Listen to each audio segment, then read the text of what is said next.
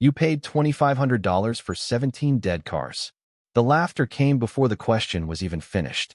Heads turned across the dusty auction yard in Cheyenne, Wyoming, where hundreds of abandoned vehicles sat beneath the afternoon sun. Some were missing doors. Others had shattered windows. Most looked like they had not moved in years. Standing in the middle of them all was Ethan Brooks, a 44-year-old single father wearing a faded denim jacket and work boots stained with years of honest labor. Beside him stood his 11-year-old daughter, Emma, holding a clipboard almost as large as her torso. Across from them, Billionaire CEO Victoria Sinclair lowered her sunglasses and stared at the paperwork in Ethan's hands as if she expected it to be a joke. 17 cars, she repeated, for $2,500. Several investors standing nearby laughed with her. One man shook his head. Another muttered that Ethan had just purchased the most expensive pile of scrap metal in Wyoming. Emma shifted uncomfortably.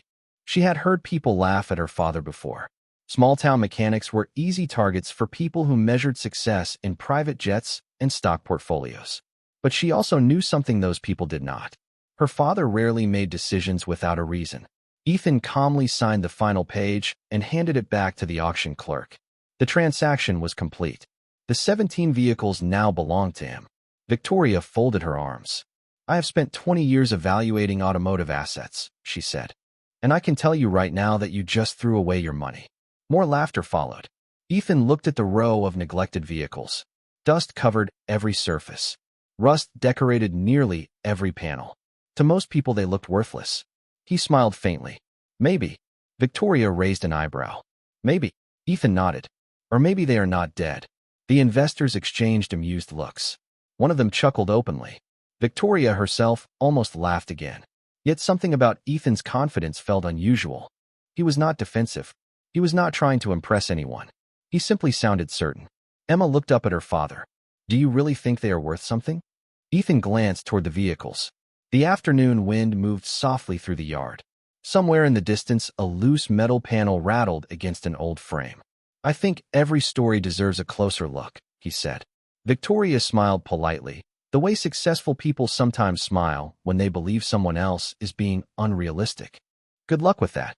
Then she turned and walked toward a waiting black SUV. Cameras followed her. Reporters followed her.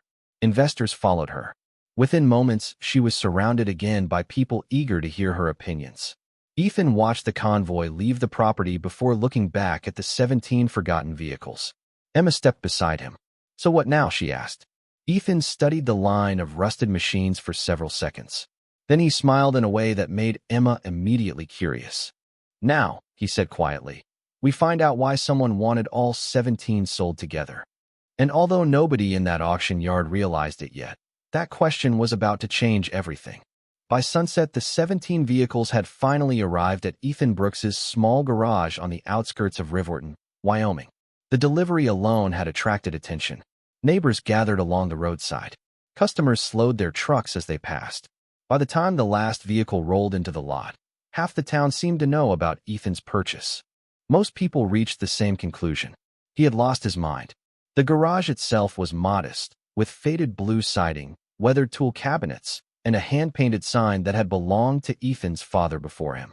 It was not the kind of place people associated with major discoveries. It was the kind of place where honest work happened quietly. Emma stood beside the first vehicle with a clipboard while Ethan carefully walked down the line. Some cars were missing wheels. Some had damaged interiors. One looked as though nature had been slowly reclaiming it for years. Yet Ethan examined each one with the same patience. He checked identification plates. He photographed serial numbers. He wrote notes in a worn notebook that never left his pocket. Emma watched him for a while before asking the question everyone else seemed to be asking. What are you looking for? Ethan smiled without looking up. Patterns. Emma tilted her head. Patterns. He nodded. Whenever something does not make sense, there is usually a reason. Inside the town diner later that evening, the conversation was almost entirely about Ethan. Farmers, mechanics, store owners, and ranch workers discussed the purchase over coffee and pie. Most believed he had wasted money he could not afford to lose. Some worried about him. Others simply laughed. A local businessman even claimed the vehicles would cost more to remove than they were worth. Across town, Ethan was completely unaware of the discussion. He sat inside the garage with Emma while a portable lamp illuminated stacks of documents spread across a workbench.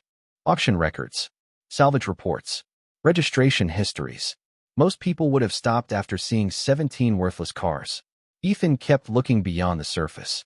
Around 9 o'clock that evening, Emma returned from the office carrying 2 sandwiches. "You have not stopped working for hours," she said. Ethan accepted the food with a grateful smile. "Neither have you." Emma sat beside him. "Do you really think somebody hid something in these cars?" Ethan laughed softly. "Not hidden." He pointed toward a stack of paperwork. "Forgotten." Outside, Wyoming wind moved across the empty parking lot. Inside, the garage remained quiet except for the turning of pages. Then something caught Ethan's attention. His eyes stopped moving. He looked at one document, then another. A few seconds later, he reached for a third file. Emma noticed immediately. "What is it?" Ethan did not answer right away.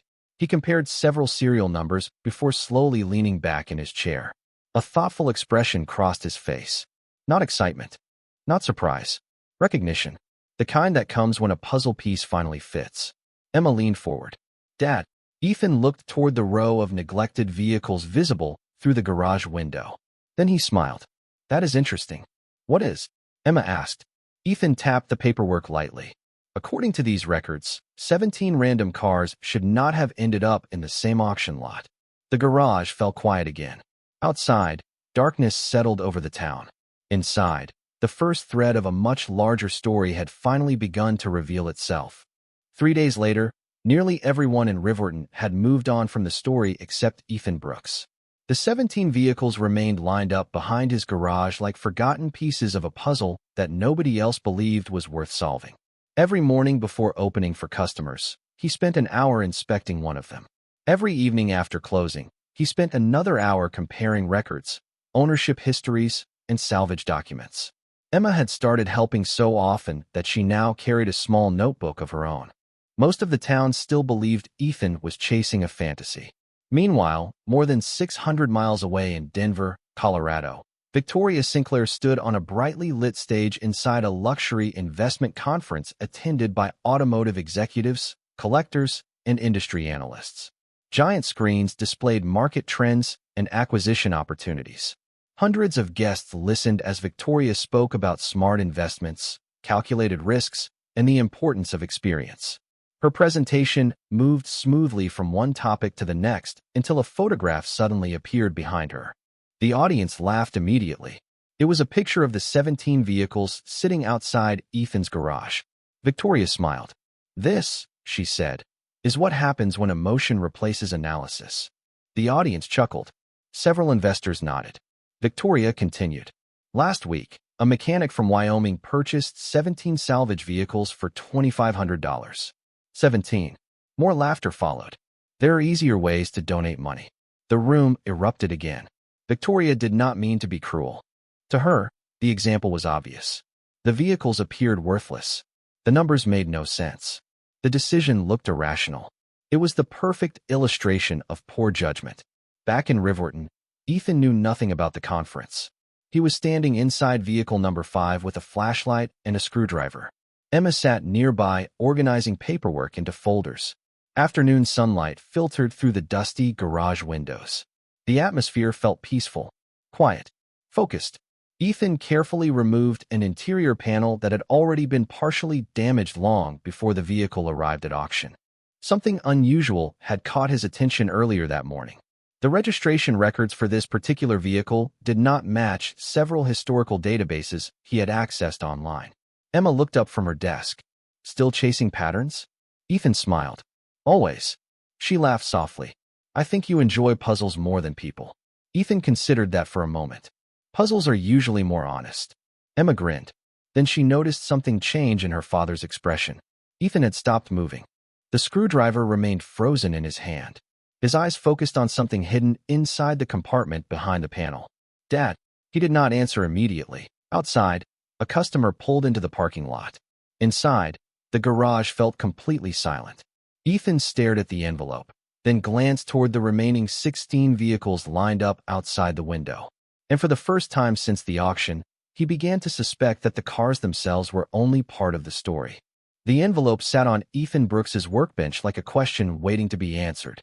Evening sunlight stretched across the garage floor while Emma stood beside him, her eyes fixed on the weathered paper. Neither of them rushed. The envelope had remained hidden for years, possibly decades. Whatever was inside had survived long enough to deserve patience. Ethan carefully opened the seal. A faint smell of old paper drifted into the air. Inside was a folded document and a small handwritten note. Emma leaned closer. "What does it say?" Ethan unfolded the paper slowly. At first glance it appeared to be an inventory sheet. But as his eyes moved down the page, his expression changed. The document listed 17 vehicle identification numbers. 17. Exactly the number of vehicles he had purchased. Emma immediately noticed. "Those are the cars." Ethan nodded. Every number matched. More importantly, every vehicle on the list had been grouped together intentionally many years earlier. This was not an accident. This was not random. Someone had wanted those vehicles connected. Ethan continued reading. Beside each identification number was a short handwritten code. Some referenced storage locations. Others referenced dates. One entry included the words collection transfer. Another included archive unit. Emma looked confused. "What does it mean?" Ethan took a slow breath. "It means these cars belonged together long before the auction." The realization settled heavily across the garage. Outside, the Wyoming sky turned orange as evening approached. Inside, the mystery had suddenly become much larger. Ethan unfolded the handwritten note next. Unlike the inventory sheet, it contained only one sentence. The handwriting was neat but hurried. It read, "If you find one, find them all." Emma stared at the message. "That is it." Ethan nodded. "That is it." Yet the simplicity somehow made it even more intriguing. Across the country, Victoria Sinclair continued her normal schedule. Interviews, board meetings, investment reviews. The story of the mechanic and his 17 vehicles had already faded from her mind. To her, it had simply been another amusing example of poor decision-making. Meanwhile, in Riverton, Ethan spent the next 2 days investigating every code listed on the document. The process was slow. Several references pointed toward storage facilities that no longer existed. Others connected to businesses that had closed years earlier. Most people would have given up. Ethan became more determined. Late on the second evening, he finally uncovered something important. One of the codes referenced a private automotive collection that had disappeared nearly 20 years ago after the owner's death. The collection had never been fully cataloged. Several vehicles had vanished from official records. Ethan read the archived article twice. Then a third time. Emma sat across from him, watching his reaction. "You found something, didn't you?" Ethan looked up from the screen. His eyes carried the same quiet certainty Emma recognized from the auction yard. "Maybe." Emma laughed. "That means yes." Ethan smiled. "I think these cars were once part of a much larger collection." Emma's eyes widened. "A valuable collection?" Ethan leaned back in his chair. "I do not know yet." Then he looked through the garage window, toward the line of neglected vehicles resting beneath the security lights. "But I know one thing." "What?" Emma asked. Ethan's smile grew slightly. "Somebody went to a lot of trouble to make sure nobody would ever connect them again." The garage fell silent. Outside, the wind moved softly across the darkened lot. And for the first time, the 17 forgotten vehicles no longer looked abandoned. They looked hidden. Over the next week, the atmosphere around Ethan Brooks's garage began to change. At first, the visitors arrived out of curiosity. A retired mechanic stopped by after hearing rumors at the diner. Then a local collector appeared asking questions about the 17 vehicles. Soon people were slowing down outside the garage every day. Riverton had become accustomed to ordinary stories. This one no longer felt ordinary. Ethan continued working exactly as he always had. He repaired trucks, changed oil, rebuilt transmissions. And every evening, after the customers left, he returned to the forgotten collection. Emma had become his full-time assistant in everything except title. She organized records, photographed components, and maintained a growing wall of notes inside the office. Colored strings connected ownership records, storage locations, and registration histories.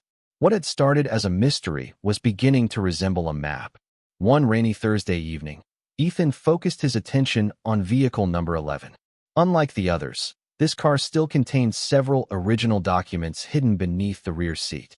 Most were damaged beyond recognition. One was not. It was a faded maintenance record bearing the name of a private restoration facility in Arizona that had closed nearly 18 years earlier. Ethan immediately searched for archived information. Hours passed. Rain tapped against the garage roof while Emma worked beside him. Shortly before midnight, Ethan finally found something. The restoration facility had specialized in preserving vehicles from elite private collections. More importantly, one surviving article referenced a client whose collection had disappeared after his estate was liquidated. The article included a photograph. Ethan stared at the image. Then he stood up so quickly that Emma nearly dropped her notebook. "What happened?" she asked. Ethan turned the screen toward her. In the photograph sat several vehicles arranged inside a private warehouse. The image was old and slightly blurred, but the shapes were unmistakable. Emma's eyes widened. "Those are our cars." Ethan nodded slowly. Not all 17 appeared in the picture, but enough were visible to erase any remaining doubt. The vehicles had once belonged together. The collection had been real. And somehow the pieces had resurfaced years later as salvage inventory scattered across multiple states before ending up in a single auction lot. The next morning, Ethan contacted an automotive historian named Charles Bennett, a respected expert on private collections and preservation archives. Charles agreed to visit the garage 2 days later. When Saturday arrived, the historian spent nearly 6 hours examining documents, serial numbers, and photographs. He moved from vehicle to vehicle with growing interest. Occasionally he stopped and made notes. Occasionally he simply stared. Finally, near sunset, he stood beside Ethan and Emma in front of the garage. The Wyoming sky glowed orange behind the rows of forgotten vehicles. Charles removed his glasses and looked at Ethan carefully. "I have been studying automotive collections for 30 years, he said, "and I have never seen anything like this." Emma smiled nervously. "Is that good?" Charles laughed softly. "Very good." Then his expression became serious. "If your research is correct, these cars are not random survivors." Ethan waited. Charles looked down the line of vehicles one more time before speaking. "You may have accidentally recovered one of the most significant lost private automotive collections in the western United States." The evening air suddenly felt very still. Even the rain clouds seemed frozen above the mountains. And for the first time, Ethan realized the story hidden inside the 17 vehicles might be far bigger than he had ever imagined. The following Monday morning, the first phone call arrived before Ethan Brooks even unlocked the garage. By lunchtime, there had been 7 more. By sunset, there were 15. Collectors from Colorado, Arizona, Nevada, and California wanted information. Some had heard rumors from automotive forums. Others had spoken directly with Charles Bennett. A few simply wanted to know whether the story was true. Ethan answered every question politely, but he refused to make promises. He had spent too many years fixing real problems to become excited by speculation. Emma, however, could feel the atmosphere changing. The small garage that had always felt hidden from the world now seemed connected to something much larger. 2 days later, a transport truck arrived carrying equipment used by preservation specialists. Charles had arranged for several experts to examine the collection more thoroughly. One by one, they inspected the vehicles, documented serial numbers, photographed rare components, and compared records against national archives. The process took hours. Occasionally, someone would stop and call another expert over. Occasionally, they would simply stand in silence, studying a detail they did not expect to find.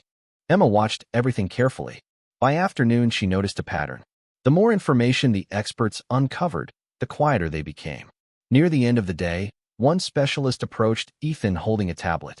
"You should see this." Ethan followed him toward vehicle number 3. The specialist displayed a historical inventory photograph recovered from a private archive. Then he pointed toward the car sitting in the garage. The similarities were undeniable. Original trim, factory modifications, preservation markings, details so specific they could not be coincidence. Ethan studied the image for several seconds. "You are certain?" The specialist nodded. "Very." Another expert joined them carrying additional records. Then another. Before long, a small group had formed around the vehicle. Charles Bennett reviewed the documents one final time before looking at Ethan. "I think we can stop calling this a theory." The garage became completely quiet. Emma lowered her notebook. Even the visitors stopped talking. Charles smiled. These vehicles belonged to the lost Hawthorne collection. For a moment, nobody moved. The Hawthorne collection was legendary among enthusiasts. It had disappeared after the owner's estate was dissolved decades earlier. Historians had spent years searching for portions of it. Most believed the vehicles had been scattered permanently across the country. Yet somehow 17 of them had resurfaced together. Ethan looked through the garage toward the line of forgotten cars. Only weeks earlier they had been dismissed as worthless salvage.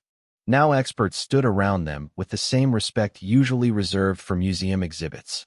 That evening, after everyone had left, Ethan and Emma sat outside the garage watching the Wyoming sunset. The mountains glowed gold beneath the fading light. Emma finally broke the silence. "Do you think those people at the auction would still be laughing?" Ethan smiled softly. "Probably not." Emma laughed. "Especially the billionaire." Ethan looked toward the horizon. He did not sound proud. He did not sound vindicated. He simply sounded thoughtful. "Sometimes people see what something costs," he said quietly. "Sometimes they see what it is worth." Emma nodded. And nearly 700 miles away, a report containing the first official findings from Riverton was about to land on Victoria Sinclair's desk. The report arrived on Victoria Sinclair's desk at exactly 8:15 on a Thursday morning. At first, she almost ignored it. Her schedule was packed with acquisition meetings, investor briefings, and a quarterly strategy review. The folder looked no different from dozens of others waiting for her attention. Then she noticed a familiar name: Ethan Brooks. Victoria paused. For a moment, she remembered the dusty auction yard in Wyoming. The mechanic. The 17 neglected vehicles.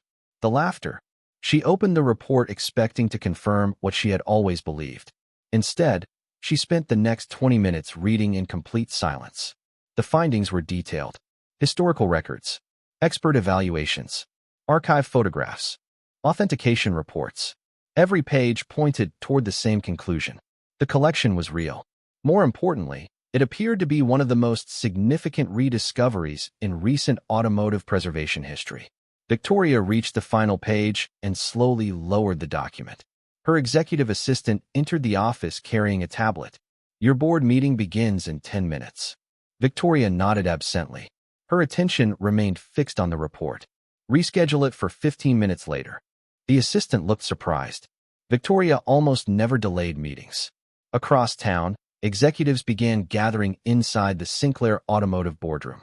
By the time Victoria entered, nearly 20 senior leaders were seated around the long conference table. Financial projections covered multiple screens. Investment opportunities waited to be discussed. Yet Victoria placed the report in the center of the table instead. "Before we begin," she said, "I want everyone to read this." The room exchanged curious glances. Several executives opened the document. Minutes passed. Then something unusual happened. The conversation stopped. One executive adjusted his glasses and reread a section. Another quietly leaned forward. A third shook his head in disbelief. Nobody spoke. The room grew completely silent. Victoria watched the reactions unfold. She recognized the exact moment each person reached the valuation estimates prepared by independent specialists. The recovered collection was potentially worth millions. Not because of pristine condition. Not because of rarity alone. Because of its historical significance and documented provenance. The same vehicles that had been mocked as worthless salvage were now attracting attention from museums, preservation foundations, and elite collectors across the country. Finally, one executive looked up. "This came from that auction?" Victoria nodded. "The same auction." Another executive stared at the report. "And he bought everything for $2,500. Victoria nodded again. No one laughed. No one smiled. The room remained silent. For the first time since the auction, Victoria experienced something unfamiliar. Regret. Not because Ethan had made money. Not because she had underestimated a collection. Those things happened in business every day. What bothered her was something deeper.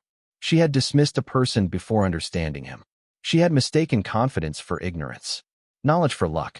Quiet certainty for foolishness. Later that afternoon, Victoria stood alone beside the windows of her office overlooking the Denver skyline. Traffic moved far below. Clouds drifted across the mountains in the distance. She thought about Ethan's calm expression in the auction yard.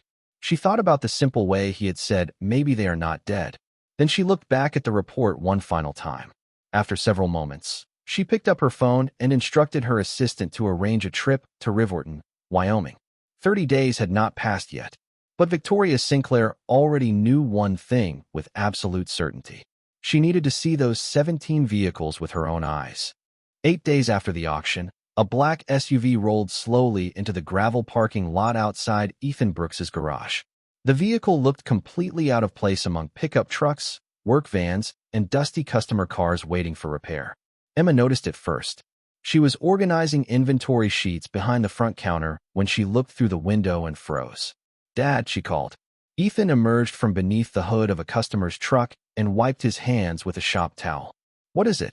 Emma pointed toward the parking lot. Ethan glanced outside. For a brief moment, neither of them spoke. Victoria Sinclair stepped out of the SUV and looked around the property. There were no cameras, no reporters, no investors, just a billionaire CEO standing in front of a small Wyoming garage. Ethan walked outside to greet her. The afternoon sun hung low above the mountains, casting long shadows across the lot. Victoria removed her sunglasses and offered a polite smile. "Mr. Brooks." Ethan nodded. "Ms. Sinclair." The exchange was simple, calm, respectful, yet both remembered their last conversation. Victoria looked beyond him toward the 17 vehicles. "May I see them?" Ethan glanced toward Emma, who was now standing in the doorway pretending not to watch. Then he smiled. "Of course." Together they walked through the collection. For nearly an hour, Victoria asked questions while Ethan answered them. He explained the document discoveries, the inventory list, the archive records, the preservation reports. He never exaggerated, never boasted, never spoke as though he had accomplished something extraordinary. He simply described the facts. The more Victoria listened, the more uncomfortable she became with her own memories of the auction. She had expected luck. Instead, she found preparation. She had expected coincidence. Instead, she found knowledge. Every conclusion Ethan reached had been built upon observation, patience, and experience. Eventually, they stopped beside vehicle number 11, the same car where the envelope had been discovered. Victoria studied the weathered paint and shook her head. "When I saw these vehicles, I saw scrap metal." Ethan smiled gently. "Most people did." Victoria looked at him. "You did not." Ethan rested a hand on the roof of the car. "I saw questions." For several seconds, she simply stared at him. Then she laughed softly. Not because anything was funny, because she finally understood the difference. Successful investors search for answers. Curious people search for questions. That difference had changed everything. Nearby, Emma listened proudly. She had heard her father say similar things for years.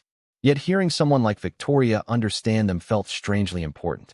As the afternoon faded into evening, Victoria and Ethan sat outside the garage drinking coffee while Emma completed homework nearby. The conversation became less about cars and more about life. Family, responsibility, second chances. Victoria learned that Ethan's father had taught him most of what he knew. Ethan learned that success had often left Victoria with very little time for trust. The distance between billionaire and mechanic slowly disappeared. When the sun finally dropped behind the mountains, Victoria stood and looked across the collection one final time. The vehicles had not changed since the auction. The rust remained. The dents remained. The faded paint remained. Yet now she could see what Ethan had seen from the beginning. Not value, potential. And as she prepared to leave, Victoria realized that the greatest discovery in Riverton was not hidden inside 17 forgotten vehicles. It was hidden inside the quiet wisdom of the man who bought them. 30 days after the auction, the small garage in Riverton looked very different from the one people had laughed at only a month earlier. The building itself had not changed. The faded sign still hung above the entrance. The gravel parking lot remained uneven. The same mountains still watched over the town. But now visitors arrived from across the country. Historians, collectors, preservation specialists, and journalists all wanted to see the 17 vehicles that had become one of the most talked about discoveries in recent automotive history. Yet inside the garage, Ethan Brooks remained exactly the same. He still opened the shop before sunrise. He still repaired customer vehicles. He still drank coffee from the same chipped mug. And every evening, he still sat with Emma reviewing notes and records. On that particular morning, a small gathering had formed outside the garage. Several experts had arrived to discuss preservation plans for the collection. A few reporters stood nearby. Charles Bennett was there as well. Then a familiar black SUV rolled into the parking lot. Emma smiled immediately. She came back. Ethan looked up from a workbench and nodded. Victoria Sinclair stepped out and walked toward the garage. This time there was no distance between them. No assumptions. No skepticism. Just respect. The group gradually gathered near the collection. Sunlight reflected softly across the rows of vehicles. Some still looked rough. Some still carried decades of wear. Yet everyone present understood what they represented. Charles finished discussing the latest authentication reports before stepping aside. The moment felt strangely quiet.